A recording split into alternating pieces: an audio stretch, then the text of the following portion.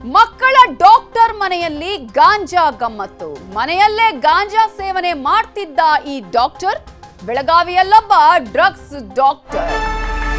ನಾವು ವೈದ್ಯರನ್ನ ದೇವರಿಗೆ ಹೋಲಿಸ್ತೀವಿ, ಆದ್ರೆ ಈತ ನೋಡ್ತಾ ಇದ್ದಿದ್ದು ಬರೀ ಪೇಷಂಟ್ ಅಲ್ಲ, ಮಕ್ಕಳ ತಜ್ಞ ಈತ.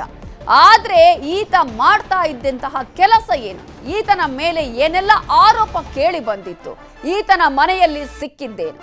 ಬೆಳಗಾವಿಯಲ್ಲೊಬ್ಬ ಡ್ರಗ್ಸ್ ಡಾಕ್ಟರ್, ಹಿರೇಬಾಗೇವಾಡಿ ಆಸ್ಪತ್ರೆಯ ರಾಹುಲ್ ಬಂಟಿ, ಡಾಕ್ಟರ್ ರಾಹುಲ್ ಬಂಟಿ. ಆದ್ರೆ ಮಾಡ್ತಾ ಇದ್ದಿದ್ದೇ ಇಂತಹ ಕೆಲಸಗಳು.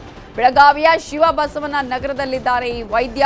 134 ಗ್ರಾಂ ಗಾಂಜಾವನ್ನ ಪತ್ತೆ ಮಾಡಿದ್ದಾರೆ ಆತನ ಮನೆಯಲ್ಲಿ ಪೊಲೀಸರು.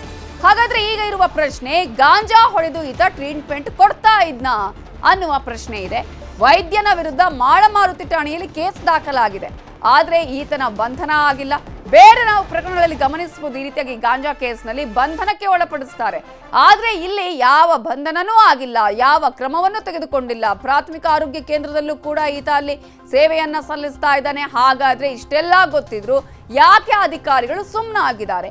ನೋಟಿಸ್ ಜಾರಿ ಮಾಡಿ ಪೊಲೀಸರು ಸುಮ್ಮನಾಗಿದ್ದಾರೆ. ಪ್ರಭಾವಕ್ಕೆ ಒತ್ತಡಕ್ಕೆ ಒಳಗಾದ್ರ ಪೊಲೀಸರು ಅನ್ನುವ ಪ್ರಶ್ನೆ ಕೂಡ ಇದೆ. ಹಿರೇಬಾಗೇವಾಡಿಯ ಆಸ್ಪತ್ರೆಯ ಡಾಕ್ಟರ್ ಈತ. ದಿನಾಂಕ 9 ಜಾನ್ವರಿ 2026ರಂದು ಮಾಳಮಾರುತಿ ಪೊಲೀಸ್ ಠಾಣೆಯಲ್ಲಿ ಒಂದು NDPS ಪ್ರಕರಣ ದಾಖಲು ಮಾಡಲಾಗಿದೆ. ಇದು ಸೆಕ್ಷನ್ 20B2A ಈ ಪ್ರಕರಣ ದಾಖಲು ಮಾಡಲಾಗಿದೆ. ಇದರಲ್ಲಿ ಕಂಪ್ಲೇನೆಂಟ್ PSI ಶ್ರೀಶೈಲ್ ಹುಳಿಗೇರಿ, ಇವರು ನಮ್ಮ ಮಾಳಮಾರುತಿ PSI ಇದರಲ್ಲಿ ಕಂಪ್ಲೇನೆಂಟ್ ಇದ್ದಾರೆ, ಮತ್ತು ಆರೋಪಿ ರಾಹುಲ್ ವಿಠಲ್ ಬಂಟಿ ಅಂತ ಇವರು ಆರೋಪಿ ಇದ್ದಾರೆ. ಈ ಪ್ರಕರಣದಲ್ಲಿ 134 ಗ್ರಾಂ ಗಾಂಜಾ ಈ ಆರೋಪಿದು ಮನೆಯಲ್ಲಿ ಸಿಕ್ಕಿದೆ. ಮಾಹಿತಿ ಆಧಾರದ ಮೇಲೆ ನಮ್ಮ ಪೊಲೀಸ್ ಆ ಮನೆಯಲ್ಲಿ ರೇಡ್ ಮಾಡಿದರು. ಅಲ್ಲಿ ಬೆಡ್ರೂಮ್ನಲ್ಲಿ ಒಂದು ಈ 134 ಗ್ರಾಂ ಗಾಂಜಾ ಅದರಲ್ಲಿ ಸಿಕ್ಕಿದೆ. ಈಗ ಪ್ರಕರಣದ ತನಿಖೆ ನಡ್ತಾ ಇದೆ. ಇವರು ಎಲ್ಲಿಂದ ತಂದಿದ್ದಾರೆ, ಇವರು ಸೇಲ್ ಮಾಡೋಕ್ಕೆ ತಂದಿದ್ದಾರೆ ಅಥವಾ ಕನ್ಸಂಪ್ಷನ್ ಮಾಡೋಕ್ಕೆ ತಂದಿದ್ದಾರೆ, ಈ ಎಲ್ಲ ನಮ್ಮ ತನಿಖೆಯಲ್ಲಿ ಪತ್ತೆ ಮಾಡ್ತೀವಿ. ಇದರ ಬಗ್ಗೆ ಇನ್ನಷ್ಟು ಡೀಟೇಲ್ಸ್ ಅನ್ನ ಕೊಡೋದಕ್ಕೆ ನಮ್ಮ ರಿಪೋರ್ಟರ್ ಚಂದ್ರಕಾಂತ್ ಸುಗಂಧಿ ಈಗ ನೇರ ಸಂಪರ್ಕದಲ್ಲಿ ಜಾಯ್ನ್ ಆಗಿದ್ದಾರೆ. ಚಂದ್ರಕಾಂತ್ ಸುಗಂಧಿ, ಗಾಂಜಾ ಪ್ರಕರಣಗಳಲ್ಲಿ ಬೇರೆ ಪ್ರಕರಣ ನಾವು ಗಮನಿಸ್ತಾ ಇದೀವಿ, ಅರೆಸ್ಟ್ ಮಾಡ್ತಾರೆ, ಆದ್ರೆ ಇಲ್ಲಿ ಯಾಕೆ ಇಲ್ಲ? ಜೊತೆಗೆ ಈತ ಗಾಂಜಾ ಸೇವನೆ ಮಾಡಿ ಮಕ್ಕಳಿಗೆ ಟ್ರೀಟ್ಮೆಂಟ್ ಅನ್ನ ಕೊಡ್ತಾ ಇದ್ನ, ಇದ್ರ ಬಗ್ಗೆ ಕೂಡ ಏನಾದ್ರೂ ಆತನನ್ನ ಪರೀಕ್ಷೆಗೆ ಒಳಪಡಿಸಲಾಗಿದೆಯಾ ಅಥವಾ ಪ್ರಭಾವಕ್ಕೆ ಒಳಗಾಗಿ ಸುಮ್ಮನಾಗಿದ್ದಾರಾ ಪೊಲೀಸರು?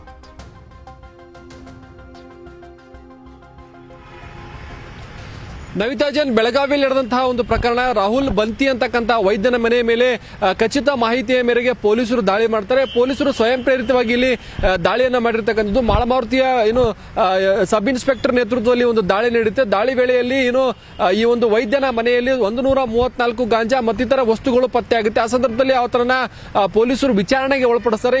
ಕಾನೂನಿನ ಪ್ರಕಾರ ಸುಮಾರು 7 ವರ್ಷಕ್ಕೆ ಒಳಗಿನ ಶಿಕ್ಷೆ ಆಗುವಂತಹ ಕಾಯ್ದೆ ಪ್ರಕಾರ ಅವರಿಗೆ ಬಂಧಿಸುವ ಹಾಗಿಲ್ಲ. ಹಾಗಾಗಿ ಅವರಿಗೆ ಈಗ ಬೇಲ್ ಕೊಟ್ಟಿರ್ತಕ್ಕಂಥದ್ದು. ಮತ್ತೊಂದು ಕಡೆ ವಿಚಾರಣೆಗೆ ಬರುವಂತೆ ನೋಟಿಸ್ ಕೂಡ ಜಾರಿ ಮಾಡಲಾಗಿದೆ. ರಾಹುಲ್ ಬಂತಿ ಕೇವಲ ಖಾಸಗಿ ವೈದ್ಯನ ಅಥವಾ ಬೇರೆ ಏನಾಗಿದ್ರೆ ಪರವಾಗಿರಲಿಲ್ಲ, ಆತ ಸರ್ಕಾರಿ ವೈದ್ಯ, ಜೊತೆಗೆ ಸಮುದಾಯ ಕೇಂದ್ರದ ಮುಖ್ಯ ಅಧಿಕಾರಿಯಾಗಿ ಕೆಲಸ ಮಾಡ್ತಾನೆ. ಹಿರೇಬಾಗೇವಾಡಿಯಲ್ಲಿ ಮಕ್ಕಳ ತಜ್ಞ ಅಂತ ಹೇಳಿ ಈತನನ್ನ ಕರೆಯಲಾಗುತ್ತೆ. ಆದರೆ ಈ ಒಂದು ವೈದ್ಯನ ಈ ಒಂದು ಕೃತ್ಯದಿಂದ ಈಗ ಪೋಷಕರು ಹೇಗೆ ಆತನ ಬಳಿ ಮಕ್ಕಳನ್ನ ಕರೆದುಕೊಂಡು ಹೋಗಿ ಚಿಕಿತ್ಸೆ ಕೊಡಿಸ್ತಾರೆ ಅಂತಕ್ಕಂಥ ಸಾಕಷ್ಟು ಪ್ರಶ್ನೆಗೆ ಕಾರಣವಾಗಿದೆ. ಇಲ್ಲಿ ಪೊಲೀಸರು ಖಚಿತ ಮಾಹಿತಿಯ ಮೇರೆಗೆ ದಾಳಿ ಮಾಡಿ ಆತನನ್ನ ಈಗ ಆತನ ಬಳಿ ಇರುವಂತಹ ಮಾದಕ ವಸ್ತುವನ್ನು ವಶಕ್ಕೆ ಪಡೆದ್ರು ಕೂಡ ಆರೋಗ್ಯ ಇಲಾಖೆ ಯಾಕೆ ಸೈಲೆಂಟ್ ಆಗಿದೆ, ಆರೋಗ್ಯ ಇಲಾಖೆಯ ಪಾತ್ರ ಏನು ಅಂತಕ್ಕಂಥದ್ದು ಸಾಕಷ್ಟು ಚರ್ಚೆಗೆ ಗ್ರಾಸವಾಗಿರ್ತಕ್ಕಂಥದ್ದು. ಕಾನೂನಿನ ಪ್ರಕಾರ ಈಗ ಆತನಿಗೆ ನೋಟಿಸ್ ಕೊಟ್ಟು ವಿಚಾರಣೆಗೆ ಹಾಜರಾಗಿದ್ದಾರೆ. ಆದರೆ ಈ ಒಂದು ಸಂದರ್ಭದಲ್ಲಿ ಆತ ಕರ್ತವ್ಯಕ್ಕೆ ಗೈರಾಜರಾಗಿ ಮತ್ತು ಕರ್ತವ್ಯಕ್ಕೆ ರಜೆ ಆಗಿ ಹಿರಿಯ ಅಧಿಕಾರಿಗಳ ಮೇಲಾಧಿಕಾರಿಗೆ ಗೊತ್ತಾಗದಂತೆ ಆತ ಈ ಒಂದು ಕೃತ್ಯದಲ್ಲಿ ಭಾಗವಹಿಸಿಕೊಂಡಿರ್ತಕ್ಕಂಥದ್ದು. ಈಗ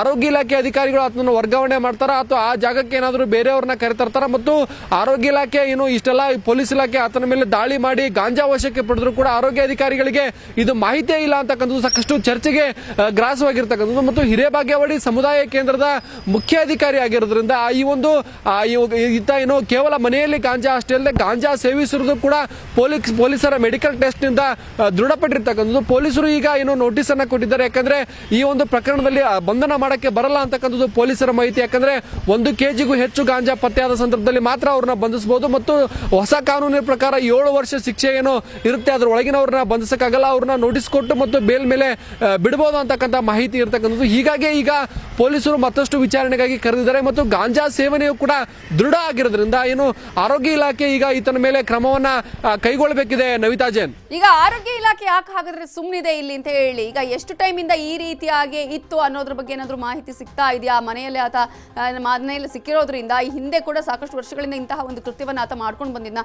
ಜೊತೆಗೆ ಮಕ್ಕಳಿಗೆ ಟ್ರೀಟ್ಮೆಂಟ್ ಮಾಡುವಂತಹ ಸಂದರ್ಭದಲ್ಲಿ ಯಾವ ರೀತಿಯಾಗಿ ಆತ ಬಿಹೇವ್ ಮಾಡ್ತಾ ಇದ್ದ, ಬೇರೆ ಈಗ ಟ್ರೀಟ್ಮೆಂಟ್ ತಗೊಂಡಂತಹ ಮಕ್ಕಳ ಪೋಷಕರು ಏನ್ ಹೇಳ್ತಿದ್ದಾರೆ ಈ ವಿಚಾರದಲ್ಲಿ? ನಿಜಕ್ಕೂ ನವಿತಾ ಜೈನ್, ಈ ಒಂದು ಪ್ರಕರಣ ಹೊರಬಂದ ಬಳಿಕ ಮಕ್ಕಳ ಪೋಷಕರು ಆತಂಕಕ್ಕೊಳಗಾಗಿದ್ದಾರೆ.